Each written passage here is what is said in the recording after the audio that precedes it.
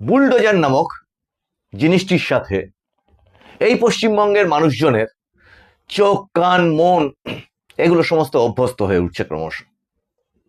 এতদিন তারা দেখতো পুকুর বুজিয়ে জমি লুট করে ইত্যাদি যত রকম অবৈধ উপায় আছে এবং মানুষের সম্পত্তিকে লুট করে সেখানে বিশাল বিশাল ইমারত এবং নির্মাণ হতে অবৈধ নির্মাণ তারা মনে মনে বুঝতেন, কিন্তু ওই যে বললাম বুলডোজার এবং সেটা দিয়ে যে সেই সমস্ত নির্মাণ ভেঙে দেওয়া যায়, এই জিনিসটা কানে শুনলেও টিভিতে দেখলেও আমাদের এই রাজ্যে যে ঘটবে সত্যি সত্যিই ঘটবে এই জিনিসটা কল্পনারও অতীত ছিল আমাদের এই পশ্চিমবঙ্গের মানুষের। আর সেই জিনিসটাই যখন বাস্তবে হতে দেখছে মানুষ, তখন ভাবছে তাহলে এর পরেরটা কি। এখন অনেকে এর সাথে কিন্তু আর একটা কথাও বলছেন, সেটা হচ্ছে যে এই যে অবৈধ নির্মাণগুলো আছে সেই নির্মাণগুলি একটা দুটো করে ভাঙার কাজ শুরু হয়ে গেছে। অসংখ্য এই ধরনের অবৈধ নির্মাণের গায়ে সেই স্থানীয় পৌরসভা, পঞ্চায়েত, মিউনিসিপ্যাল কর্পোরেশন এদের ভাঙার নোটিশ, অবৈধ নির্মাণের যে প্রক্রিয়ার নোটিশ, মানে ভাঙার যে প্রক্রিয়ার নোটিশ, সেগুলো সেঁটে দেওয়া হয়েছে। এখন সেই নিয়ে কোর্টে ছোটাছুটিও অনেকে করেছেন, অনেকে নথি জোগাড় করে সেগুলি জমা করবার চেষ্টা করেছেন, কেউ সফল হয়েছেন আবার কেউ ব্যর্থ হয়েছেন। কিন্তু জনমানসে একটা প্রশ্ন আছে যে এরা যে পরিমাণ রাজত্ব কায়েম করে বসেছিল আর এদের এই অবৈধ উপার্জন এটা এত এত বেশি, শয় না হাজার হাজার লক্ষ লক্ষ কোটি টাকা, তাতে করে ওই একটা নির্মাণ, কারোর একটা রিসর্ট, কারোর একটা গেস্ট হাউস তো ভেঙে দিলেই বা কি এসে গেল? সাগর থেকে এক মগ জল তুলে নিলে কি বা এসে গেল? এবং সেই সূত্র ধরে ওই সমস্ত ডনেদের যারা সাগরেতরা ছিল, যারা একেবারে ডিরেক্ট বেনিফিশিয়ারি বা উপভোক্তা, যারা ওদের ওই সমস্ত অবৈধ কাজগুলোর ওপরে নির্ভর করেই জীবিকা নির্বাহ করতেন বলে জনমানুষ বলছে, তারা এটা ভাবছেন যে এসব করে কি হবে, এ দুদিনের ব্যাপার। কিন্তু সেটা যে দুদিনের ব্যাপার নয়, এতেই শেষ নয়। কিন্তু তারপরে কি, সেটা এই এপিসোডে আপনাদের সামনে সামান্য তুলে ধরবার চেষ্টা করছি। বন্দে মাতরম, নমস্কার, মানুষের ভাষায় আপনাদের সকলকে স্বাগত। আমি প্রবীর রায় চৌধুরী আপনাদের সাথে। বিষয় হচ্ছে ইহাতেই শেষ নহে। যে সরকার এই পর্যন্ত পারে এবং মাত্র 2 মাসের মধ্যেই পারে, এবং খেয়াল রাখবেন এই 2 মাস সরকার গঠন হওয়া মানে কিন্তু এই নয় যে সরকারের কাজ ওই 2 মাস সময়সীমার মধ্যেই শুরু হয়ে গেল, ব্যাপারটা এরকম না। শপথ গ্রহণ অনুষ্ঠান ছিল, ক্যাবিনেট গঠনের ব্যাপার ছিল, বাজেট ছিল, এত কিছু কাজকর্মর একটাও কিন্তু পড়ে থাকেনি, সেগুলো সমান গতিতে এগিয়েছে। অন্নপূর্ণা ভান্ডারের ফর্ম ফিল আপ, ঝাড়াই বাছাইয়ের একটা প্রাথমিক অংশ, এবং তার সাথে গোটা অ্যাডমিনিস্ট্রেশন, গোটা পুলিশি ব্যবস্থা, সেগুলোকে সমানভাবে সাজিয়ে গুছিয়ে তোলা, আবার নতুন ক্যাবিনেট তৈরি হওয়া, এই সব কাজকর্মগুলো কিন্তু ছিল। অন্নপূর্ণা ভান্ডারের টাকা ঠিক সময় মতো সঠিক মানুষের অ্যাকাউন্টে যাতে ঢোকে সেটারও ছিল। বিনামূল্যে মহিলারা যে বাসে ভ্রমণ করছেন, আজকে অনেক দিন হয়েই গেল, তাহলে এগুলো তো এর মাঝখানে ঘটেছে। তার থেকে বড় কথা, এই সমস্ত কিছু থেকেও যদি একটা বড় অংশকে বলি, সেটা হচ্ছে রাজ্য বাজেট। সেটাই সরকারের কাছে একটা বড় দায়িত্বের জায়গা ছিল, যেটা বলি তো যে ইতিহাসে এইরকম, পশ্চিমবঙ্গের ইতিহাসে এইরকম বাজেট হয়েছে কিনা সেটাই সন্দেহ, যেখানে কেউ সেটা সমালোচনা করবার সুযোগই পেল না। কিন্তু এই প্রসঙ্গগুলোকে যদি প্রসঙ্গান্তর মনে করেন, এই জন্যই আমি বলতে চাইলাম যে তার সাথে যে সর্বব্যাপী করাপশন, যেটাকে বলা হচ্ছে যেখানে সরকার হাত দিচ্ছে সেখানে করাপশন, এখন এই সর্বব্যাপী করাপশন এবং এই ভোটের পরিবর্তন শুধু নয়, যেন সমাজের একটা রূপান্তর ঘটছে। ভোটের পরিবর্তন তো ঘটেইছে, একটি জমানা অবসান ঘটে একটি নতুন রাজনৈতিক দল ক্ষমতায় এসেছে এবং তার শাসন কার্য শুরু হয়েছে। এটা তো একটা সাংবিধানিক প্রক্রিয়া, কিন্তু তার যে সামাজিক এফেক্ট, সেই সামাজিক এফেক্টের মধ্যে কয়েকটি বিশেষ চিহ্ন উঠে আসছে।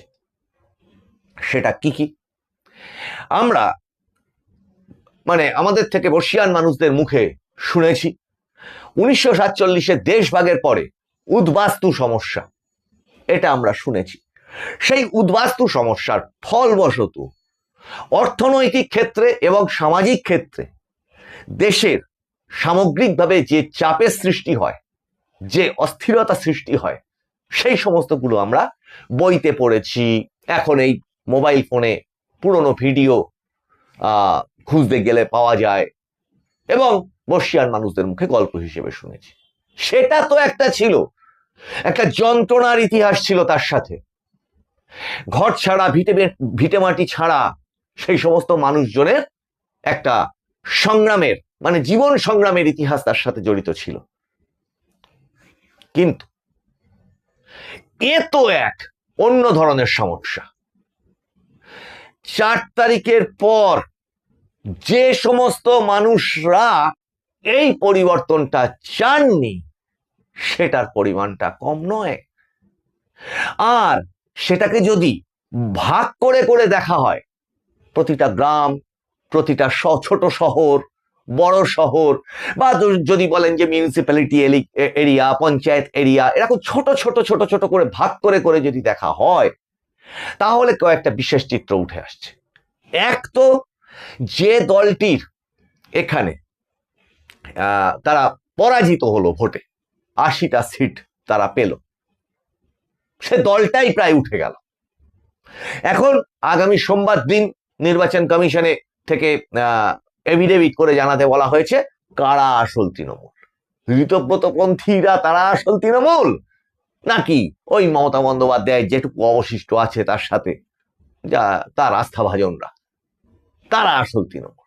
কিন্তু এর সাথে জড়িত হয়ে যাচ্ছে একটা বড় প্রশ্ন, ওই যেটাকে আমি বলি অর্থম অনর্থম। টাকা, সর্বব্যাপী লুট তো ছেড়েই, এর সাথে তৃণমূল কংগ্রেসের যে ব্যাংক অ্যাকাউন্ট, এখন শোনা যাচ্ছে সেটা 4টি নয় 8টি অ্যাকাউন্ট নাকি ফ্রিজ হয়েছে অসমর্থিত সূত্রে, যেটা জানা যাচ্ছে। এবং যেটা আমরা আশঙ্কা করেছিলাম বা বলেছিলাম, সূত্র থেকে বিভিন্ন রকম জায়গা থেকে খোঁজ নিয়ে আপনাদের কাছে তুলে ধরেছিলাম, যে সেটা 850 কোটি টাকারও বেশি, যেটাকে অনেকে সন্দেহ করেছিলেন প্রায় 2000 কোটি টাকা হতেও পারে। এখন সেই 8টি অ্যাকাউন্টই নাকি সিজ হয়েছে, কিন্তু সেইটাতে কি শুধুমাত্র তৃণমূল কংগ্রেসের টাকা পয়সার লেনদেন হয়েছে, সেটা না অন্য এপিসোডে আমরা আলোচনা করব, অতীতে একবার করেওছি। সেখান থেকেও কিন্তু নানা অবৈধ অর্থের লেনদেনের সন্ধান পাওয়া গেছে বলে সূত্রের খবর। এটা গণমাধ্যমে, সংবাদ মাধ্যমে সকলে এক একজন এক এক রকম ভাবে প্রকাশ করেছেন এবং আমরা সবাই জেনেছি। আসল প্রসঙ্গটা যেটা দিয়ে শুরু করেছিলাম, যে এই যে ডনেরা, যাদের এই সমস্ত বেআইনি নির্মাণ ধরা পড়ছে, 2-1টা ভাঙা পড়ছে,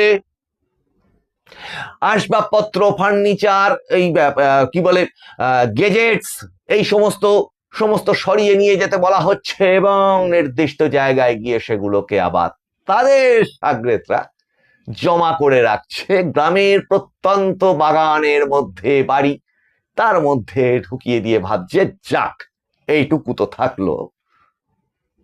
আর যারা ভাবছেন যে এইটুকুতে কি হবে, ওর তো অন্তত লক্ষ লক্ষ কোটি টাকা সম্পদ, তাতে ওর একটা রিসর্ট ভাঙা পড়লো, কি একটা কাফে ভাঙা পড়লো, কি একটা গেস্ট হাউস হোটেল ভাঙা পড়লো, তাতে ওর বই গেল। আর যারা ভাবছেন, ওই যেমন শওকত মোল্লা দেখলেন আগের দিন রাস্তায় তাকে পুলিশ নিয়ে বেরিয়েছে কোনো একটি তদন্তের পুনর্নির্মাণ করবার কারণে, তার আগে দেখেছেন স্বঘোষিত পুষ্পা, তার হাঁটা চলা দেখেছেন রাস্তা দিয়ে পুলিশের সাথে সাথে। তাই এই সমস্ত মানুষজন যেমন চোখ ভরে উপভোগ করছেন, এই সমস্ত মানুষজন যেমন শওকত মোল্লা হাত নাড়তে নাড়তে নাড়তে নাড়তে চলে যাচ্ছেন যেন তিনি ভোটের প্রচারে বেরিয়েছেন। তাদের সাকরেতরা কারা? ওই পুষ্পা জাহাঙ্গীরকে ছাড়িয়ে নেওয়ার জন্য তার স্ত্রীর নেতৃত্বে যারা ওই থানা আক্রমণ করবার পরিকল্পনা করেছিল এবং পুকুরে ঝাঁপ দিয়ে দিয়ে শেষ পর্যন্ত পালিয়ে বাঁচার চেষ্টা করা, এবং পরবর্তীতে তারও মধ্যে থেকে একদম বেছে বেছে ক্যামেরা দেখে দেখে তাদের অ্যারেস্ট করা। সেটা এর আগেও আর একটি থানা আক্রমণের ক্ষেত্রেও সেখানে যে সমস্ত গ্রেপ্তারগুলো হয়েছে আমরা দেখেছি। মাঝখানে একটা জিনিস ঘটে গেছে, সেটাকে অনেকে পাত্তা দিচ্ছেন না, বা বলা ভালো মানসিকভাবে যারা এই সমস্তগুলো ভাবছে, এই সাকরেতরা, তারা মানসিকভাবে এখনো বুঝে উঠতে পারেনি যে ঠিক কি ঘটে গেছে আর কি ঘটে চলেছে আর কি ঘটতে চলেছে। এই তিনটে অংশ এখনো বুঝে উঠতে পারেনি। এর মাঝখানে কিন্তু গুন্ডা দমন আইন পাশ হয়ে গেছে, এবং তার সাথে যেটা পাশ হয়েছে অবৈধ বেনামি সম্পত্তি বা অবৈধ আর্থিক লেনদেনের সঙ্গে জড়িত যে সমস্ত সম্পত্তি, সেগুলোর অ্যাটাচমেন্ট বা বাজেয়াপ্ত করার যে আইন, সেটাও পাশ হয়ে গেছে। এখন এটা আমরা বলেইছিলাম যে এসআইআর এ যে সংখ্যক নাম বাদ পড়েছে, ওই মৃত অস্তিত্বহীন ডবল এন্ট্রি এই সমস্ত বাদ দিয়ে বলছি, তারপরেও যে অংশটা বাদ পড়েছে, যেটাকে মমতা বন্দ্যোপাধ্যায় সরকার নানান প্রক্রিয়ায় ভেস্তে দিতে চেয়েছিল এবং অনেকের সন্দেহ যে কিছু অংশে সে সফলও হয়েছিল, অনেক ক্ষেত্রেই ভুসি এখনো মিশে আছে, সেটাকেও ছেড়ে দিই। তাহলে পশ্চিমবঙ্গের জনগণের কত সংখ্যা সেটা গোনা জরুরি।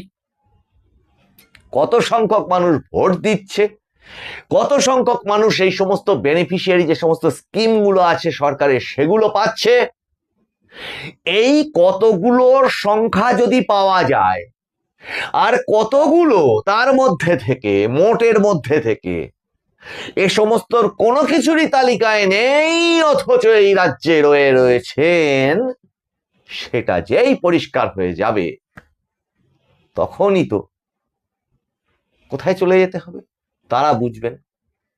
এখনো যারা যাচ্ছেন না ওপারে, সীমান্ত পার হয়ে যাচ্ছেন না, তখন তারা বুঝবেন।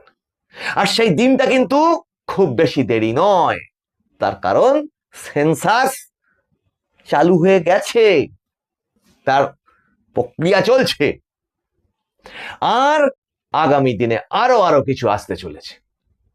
এখন এইটা কেন তুললাম, তার কারণ এই গুন্ডাকে যারা যারা সহযোগিতা করবে তারাও গুন্ডা। এই গুন্ডাকে, যে গুন্ডা অ্যারেস্ট হয়ে গেছে, এবং ওই আগের পদ্ধতি মেনে মাননীয় মুখ্যমন্ত্রী শুভেন্দু অধিকারী বারবার বলেছেন যে ওই চিন্তাটা করাই ছেড়ে দিতে, যে ওই অ্যারেস্ট হয়ে ভিতরে ঢুকবে, তারপর কোনো না কোনো আইনের ফাঁক ফোকর গলে আবার জামিন পেয়ে বেরিয়ে আসবে আইনের প্রক্রিয়ায়, এবং বেরিয়ে এসে আবার রাহাজানি শুরু করবে, আবার পুরনো ব্যবসাপাতি শুরু করবে। সেদিনটার কিন্তু অবসান ঘটে গেছে। তার কারণ এর সাথে অনেকগুলো আইনের অংশ এর সঙ্গে জড়িত হয়ে গেছে। কে কে গুন্ডা, কে কে মাস্তান, তার নির্দিষ্ট ব্যাখ্যা চলে এসেছে। আর এদের অংশটা ছেড়ে দিয়ে, যেটাকে নিয়ে এই এপিসোডটা, এদের যারা সাগরেত, যারা এখনো ঠিক করে উঠতে পারছেন না কি করবেন, আর যাদের যাদের প্রাণ কাঁপছে, যে ওই অবৈধ ব্যবসাগুলো বন্ধ হয়ে গিয়ে এবার তাদের রুজি রুটির কি হবে। তা বাপু, ওই অবৈধ ব্যবসাগুলো সঙ্গে জুড়ে ছিলে কেন বাপু? নিয়ম হচ্ছে যে কোনো লুটতরাজের ব্যবসা, চুরি, ছেঁচড়ামি, অবৈধ উপায়ে টাকা রোজগার করা, সেই সমস্ত ব্যবসাতে পরিশ্রমের পরিমাণ কম থাকে, সহজে টাকা রোজগার করা যায় বলে আমরা গল্প কাহিনী লেখাপড়ায় শিখেছি। তাহলে খেটে খাওয়া মানুষজন যারা সৎভাবে জীবনযাপন করতে চায় তারা ঠিক কি দোষ করলো এই 15টা বছর না খেয়ে উপোস করে? তাদের কথা তখন ভাবনি কেন বাবু? এখন সামাজিক বিকাশ আসছে, সবকা সাথ সবকা বিকাশ, সেটার পক্ষে যারা যারা এখন সেই সৎ পথের রাস্তাটা বেছে নিতে পারবে তারা টিকবে। কিন্তু এটা আমার ব্যক্তিগতভাবে যেমন মনে হচ্ছে, তেমনি বহু বহু সামাজিক বিশেষজ্ঞ কিন্তু এই জায়গাটার উপরে নজর রাখছেন। তারা তাদের গবেষণাপত্র নিয়েও এই বিষয়গুলোর উপর নজর রাখছেন যে এই একটা সামাজিক পরিবর্তন, অর্থনৈতিক পরিবর্তন এবং বিকাশের পথে হেঁটে যাওয়া, সামাজিক শুদ্ধিকরণ, এই সব কটা কাজ একসঙ্গে যে চালু রয়েছে, তারপর এই সমাজের আসল চিত্রটা ঠিক কি রকম দাঁড়ায়। তার কারণ খুব সত্যি কথা, মানুষকে ভয় দেখিয়ে দিলাম, মানুষকে লুটে নিলাম, বা যারা লোটে তার সাহায্য করলাম, এবার লুটপাট করে দেখা গেল যে 10 লক্ষ টাকার একটা কোনো সম্পদ পাওয়া গেছে, সেই 10 লক্ষ টাকার সম্পদের 7 লক্ষ টাকা সেই ডন ব্যবহার করলো, সারা জীবনের মতো সেটাকে দখল করলো বলে মনে করে নিল, আর ব্যালেন্স যে 3 লক্ষ টাকা থাকলো সে এই কাজগুলোতে যারা যারা খাটাখাটনি এই সমস্ত তাকে সাহায্য করলো তাদের মধ্যে বিতরণ করে দিল। মহান মানুষ সকালবেলা পার্টি অফিসে বসে সে দান ধ্যান করে, কিসের টাকা?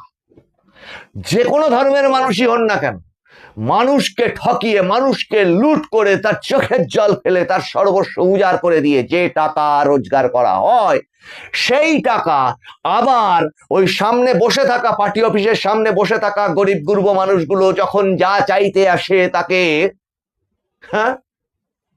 দান করে মহান দানবীর হওয়ার চেষ্টা কোন ধর্ম, কোন আইন, কোন সামাজিক ব্যবস্থা সমর্থন করে? মানুষকে ঠকিয়ে, মানুষকে চোখের জল ফেলিয়ে যার যা পরিণতি হওয়া উচিত দেরি হলেও তা হয়। আর এবার এই যে ঘটনাগুলো গত 15 বছর ধরে ঘটেছে, এগুলো কিন্তু কেন্দ্রীয় সরকার তারা জানতো, আর এ রাজ্যের যে বিরোধী দলটি ছিল তখন বিজেপি, যে এখন এই মুহূর্তে ক্ষমতায়, আর তার যে নেতৃত্ব দিচ্ছেন মাননীয় শুভেন্দু অধিকারী মহাশয় মুখ্যমন্ত্রী, তার থেকে কে ভালো জানে যে কি কিভাবে মানুষের উপর অত্যাচার হয়েছে।